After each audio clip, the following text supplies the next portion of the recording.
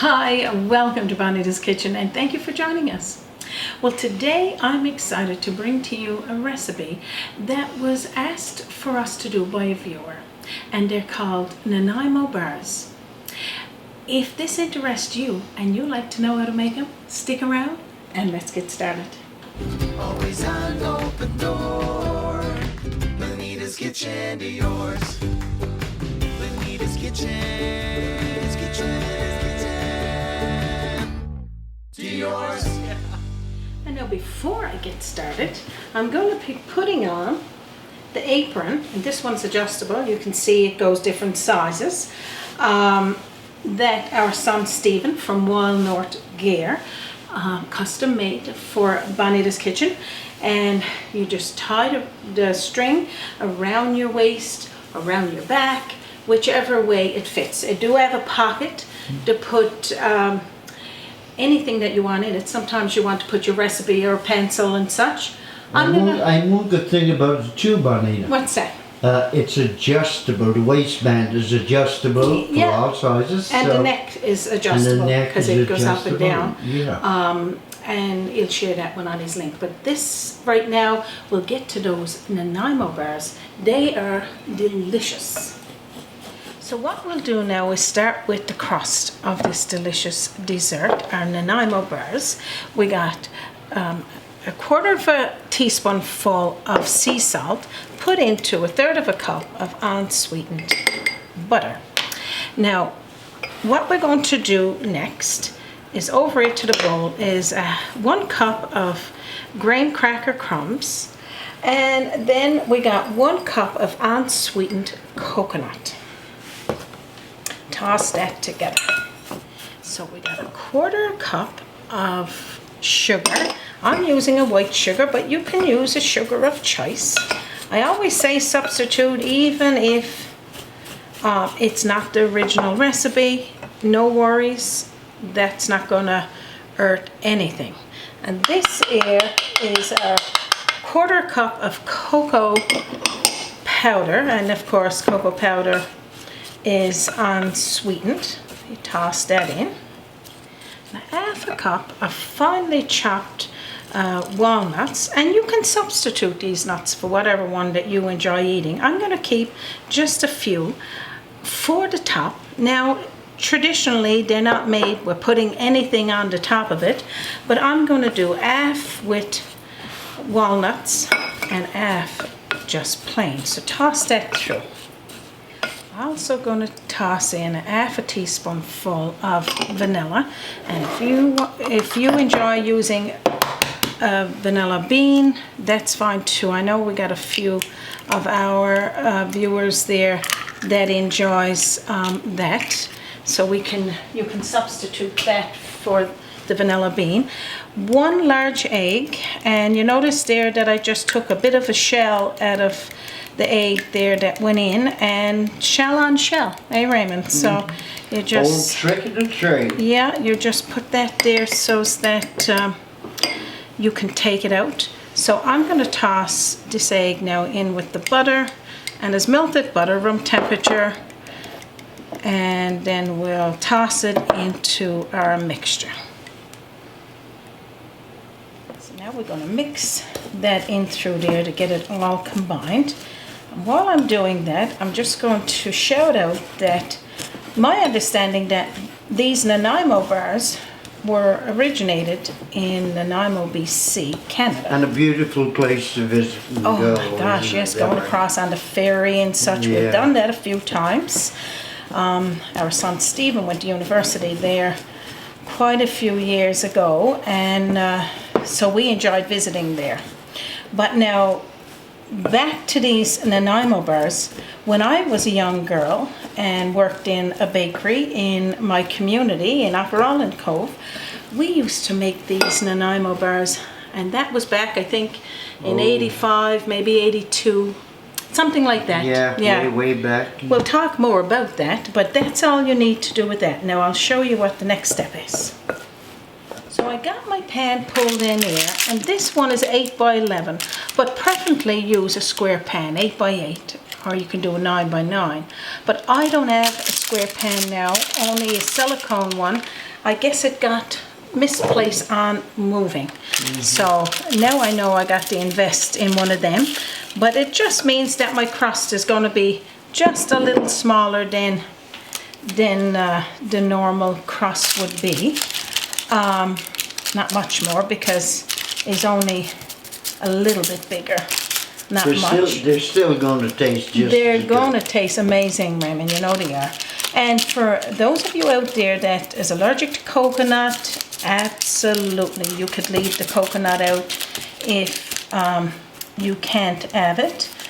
And the same thing, the nuts is traditionally in there, and the coconut, but again, we got to go with people's diets as well. But if you're making it the way they are, this is it. And firmly pat the crust down at the bottom. Now I'll tell you how long you need to bake it for. Before I tell you the time of what you need to bake it for, this is the only thing that needs to be baked. So you can make this any time of the year, of course, and you'll not feel overheated. Pre-prepare your pan with a piece of parchment paper, and that will help when it's baked and letting it cool down. You can just pull it out of the pan and onto the countertop when you're ready to cut it into the squares. So 350 degrees Fahrenheit, and you're going to bake it for anywhere from 10 to 12 minutes, just until you see that it's firm. And that, I got my oven put on there now, so we'll go to that. But what we'll do next is make this fancy custard cream. It's like a buttercream, but it's made with custard. I'll show you that. It's delicious. So now what we got here is 1/2 cup of unsweetened butter. And that's what they want to have, because adding in the salt to it is a lot better for this recipe. And we got 1/8 of a teaspoonful, which is not a lot. So pretty much what you need to do is just mix this butter till it's spread, at least spread through the bowl, before we start adding in the other ingredients. And just go like this with a spatula or a wooden spoon. So after you've done that, now I'm sure you could use your mixer, but using your hand is probably a little bit better, because you got more control of everything going in. You don't want to necessarily over mix it. So that was the 1/8 of a teaspoonful of sea salt. Now I got my handheld sifter here, so we're going to do 2 cups of confectionery sugar, that's powdered sugar, and just sift it in, one of them at a time. So we'll do the first one. So just sift this on in, and this will take out any of the lumps that's in your confectionery sugar, because it do. Just look at all those lumps, and that makes a difference. You don't need that in there. You just keep putting it through. Now years ago when I made these in that little bakery in Upper Island Cove with my sister-in-law, Raymond's sister Viola, and bless her heart, she taught me a lot about baking. And she was the best baker, I'm going to say. 2 tablespoonfuls of custard powder. Toss that on in as well. I might need to get a little spoon there to take it out, but toss it on into that mixture. Raymond is laughing at me there, because I am having the time just finding things. Since we moved, I can't find my things, and I know I probably gave it to my sisters, or left it in the home, or gave it to helping hands. I don't know, but there's a lot of my things that I can't find. But I will eventually. So mix that in through, and then I'll tell you what other ingredients to add into it. Now I know what to get you for your birthday. And a square pan. I got a square pan. I got a silicone one, but he's a bigger one. I didn't want to use that one today. But that's all we need to do there. So now, before we add in the 2nd cup of confectionery sugar, powdered sugar, we got 2 tablespoonfuls of milk and 1/2 teaspoonful of vanilla. Mix that in through. So now the custard powder is the same custard powder, I'm going to say, our parents used to use years ago, Raymond, for making old-fashioned custard. Yeah. And that there gives it that colour that the middle of those Nanaimo bars need. We're going to sift in now the last cup of that confectionery sugar and then blend it all together.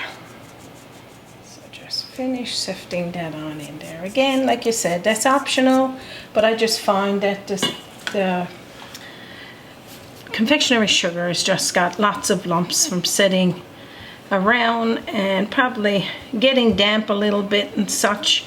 So just sift it in and then that'll help from having those lumps. So we're going to continue mixing this in here now until it's a nice smooth texture. So this is pretty much the texture you need for your custard cream. So after you finish with that, I'm going to check now because I think my crust is baked and we need to let that cool, but I'll show you what it looks like when I pull it out of the oven. There you go. It's all ready, Raymond. Good timing. Good timing, yeah. I'll grab that now. Oh my goodness, it smells amazing in here, Raymond. Yeah. This is all we need to do there. It's just nice and firm. 10 to 12 minutes, there's lots to bake it, and now it's got to come to room temperature before we put that cream on there because we don't want it to melt. So now this is at room temperature and everything is ready to go. I'm going to do, because I wanted this to be 8 inches, not 11 inches, I'm going to take a portion off mine. This will be just a little snack for us. And I'll put this here because really, I'll just get a little plate here. I never took time to check and see if we had our square pan here. So I'm just going to take this up and put it over there to the side. You don't have to do this, of course, but I will, just to get it out of my way and only make this 8 inch. I'll get this. I'll get that out of your way because you don't want that there. You just leave that alone there, Mr. H. And I'm going to put this here with a piece of parchment paper so it's making it a square. So there you go. Just look, that was my way of making. You're getting to be too small. Right? This is my way of doing a square pan. So now what we're going to do next, we're going to scoop up this delicious custard cream and put air on the chocolate graham cracker base, and we're going to spread it over. I suppose I can give you one taste, right? Yes, so that was very... I get this coffee that's just sitting and then here. don't go chewing behind that camera. No, I just got a little bit of water here on this spatula because I need to spread this out evenly to each side. And again, maybe if I cut that out first and put the paper there. So that'll be a baker's tip for you. If you don't have a square pan, you could make yourself one just by having the piece of parchment paper there and having it 8 inches. So just spread it to the end and I'll show you that. 2 thumbs up with this. Do you like the cream, the custard cream? Good for you, Raymond. I'm glad. Now you can dip your spatula each time in some warm water, and that'll make it easier to spread. And just have it to each side, spreading it over. Now we're going to get melting some chocolate. We're going to do that in a double boiler. So pretty much double boiler is 1/4 of the weight of water in a saucepan or a boiler, and then put your glass bowl on the top. Get it just on a low simmer. You don't need to be galloping because you don't want to break your bowl, of course. And don't burn your fingers. And don't burn your fingers. That is a cup of chocolate. If you need more, you could use more because some people just like a lot of chocolate. And 2 tablespoonfuls of butter to help it come together so it's not clumpy. So we'll give that a couple of moments there just to start to melt. You can see that the chocolate is starting to melt there, and the butter is melting through it as well. I don't want to mix it to get it, I don't want to over mix it to get it clumpy. We just want that to go in through there. I'm going to turn that down another little bit. And this is pretty much where it needs to be. The other little chocolate chips would melt in this bowl. So I'm going to take it to my counter and start spreading it over. That's all you need, like that. Now my bowl is a little hot, so I'm hoping now that I'm not going to burn myself just trying to do this. So we'll put this melted chocolate on here nice and quick and spread it out with that spatula. And pretty much that's the end of making these delicious Nanaimo bars. Pretty much all we need to do with it after that is to put it in the fridge and let it, I guess, all seal together and harden. But I'm going to show you one more trick that I like to do, and my sister-in-law Viola showed me this years ago. And when I spread this out here now onto the top of that delicious butter custard, and I apologize for this mock-up of paper there, but that's it. When you're moving and you don't have your things, you just got to improvise, eh? And now you can understand why when I was younger, Viola would come out and bring out some cookies because she was out making cookies. Now you can understand why. you were spoiled. Yeah, could that be? I enjoyed them cookies. You did, yes, I know, Raymond. And these Nanaimo bars, like you said, they're a winner, and it seems like they're a winner pretty much all over the world now. So now, that's all you need to do there. I'm going to show you one more trick, or tip. And my cousin, Connie, she showed me when we went to her bakery years ago on Bell Island. Go one way with your spatula, and then the other way, and it spreads it out evenly, like this. And that's one thing. This one, depending on the perfect square, I'm not going to show you the perfect square, but when these hardens, they're very difficult to cut and they end up cracking. So people got different variables the way they do it. I usually take a knife and go down before it hardens, just to give me those indents so that when I go to cut it, they're going to be big bars, Raymond. Oh yeah, that's okay. I make these parts smaller. Probably do 5. It should be 5 one way and 5 the other way, but I didn't do it. And this here gives you an indent so that when you go to cut it, you're not going to crack the chocolate. So, and that's what Viola showed me how to do when I was just a little girl. Easy. And then the way they would do it in the stores is just put this full package or sleeves of it, and people will cut it themselves when they get it. But now, nowadays, they're all separate. But this is it. Now I'm going to put them in the fridge and let them cool. Yum. So now before I put it in the fridge, I had told you that I had some crushed walnuts left over. Now traditionally, or the way they did it, they just left it like that. But people do different things. I'm just going to sprinkle a little bit of walnut on half of them. And you could decide, you could leave it off. But because it got walnuts in the bottom, I just love that walnut taste. So this half I'll do with the, or a little more than half I can see, with the walnuts, and I'm going to leave these plain. Now I'm going to put them in the fridge and let them harden. Now in the fridge they go.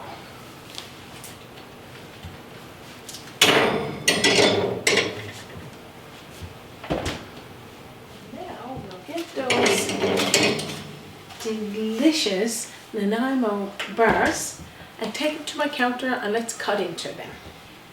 So now the reason for the parchment paper is to take it to put it on the table, and I'm going to move this out of my way and let's get cutting into those delicious Nanaimo bars. Pull this paper down. See a little bit there along the way. Now it's in because that's the shape of my pen. But what I'm going to do now is just cut into these here. The indents here will give you a help, and then if you don't have the indents, use a serrated knife and just kind of pull it along like this to help. But it do certainly help when you got the indent. And a big knife so you can push it down all under one time, and there they are.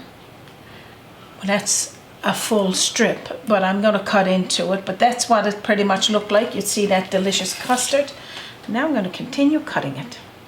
So now you can see those layers, the layer of chocolate, the custard cream, and then the bottom layer with the graham cracker mixture. It's absolutely delicious. I'm going to cut them out now in squares. I'm not going to cut all of them because I found that they're still a bit soft. It'd be nice if you were doing it the day before and you let it harden good. Now I'm going to cut off one so that you can see what they look like. And this is probably a little bit bigger than your normal Nanaimo bar because they're shaped different ways.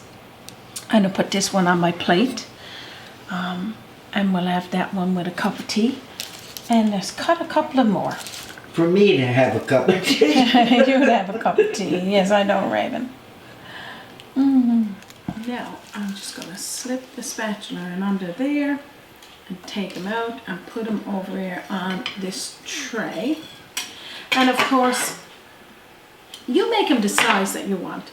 You can have them square, you can have them a little bit longer, shaped like a little bar, absolutely. Or you can make little bite sizes. But either way you cut them, the bottom is a little crumbled, but Raymond is going to eat up that pretty fast.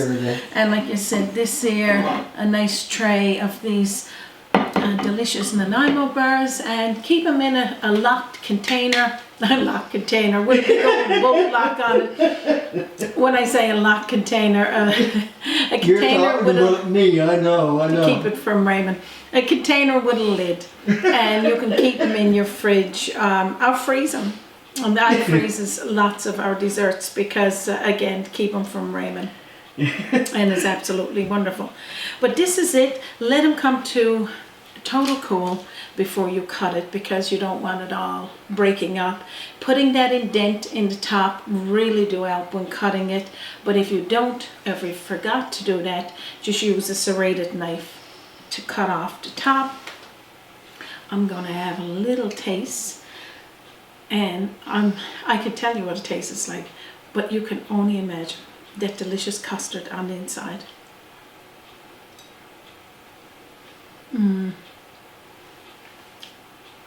The layers, that delicious chocolate up top, custard filling.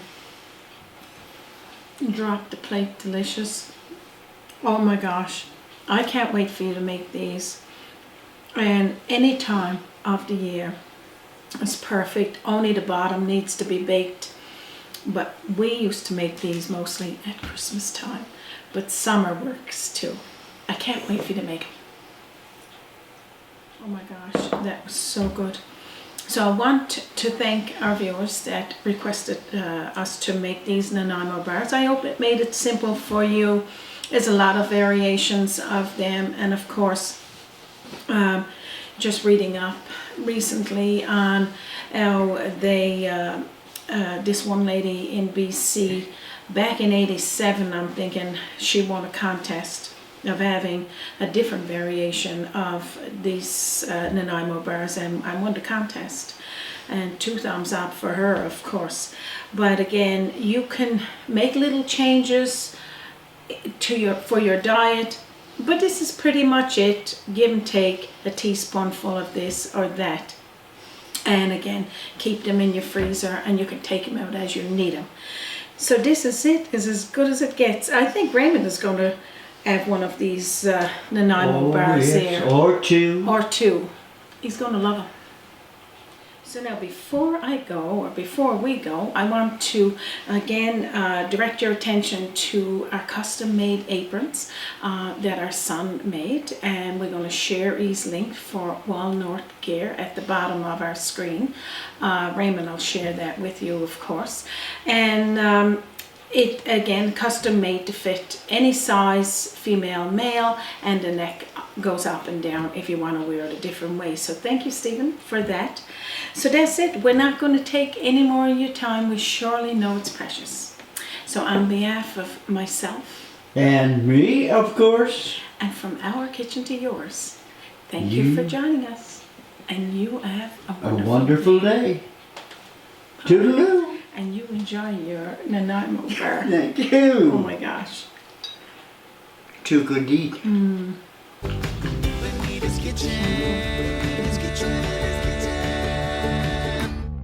To yours. If you're visiting Newfoundland and Labrador, don't forget to check out the beautiful town of Arbor Grace, and join us again on Bonita's Kitchen.